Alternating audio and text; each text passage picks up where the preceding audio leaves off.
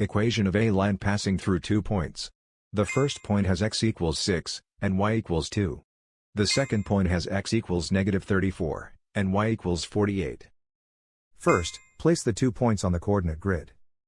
The run is the horizontal change, from x equals 6 to x equals -34, the run is -40. The rise is the vertical change, from y equals 2 to y equals 48, the rise is 46. Slope is rise divided by run, 46 over -40, which simplifies to -23 over 20. Now draw the line through both points.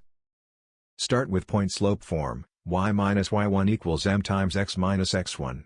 Then fill in the boxed values. Slope is -23 over 20, x1 is 6, and y1 is 2. That gives the specific point negative slope equation for this line. Finally, solve for y to get slope negative intercept form. The graph and the equation describe the same line.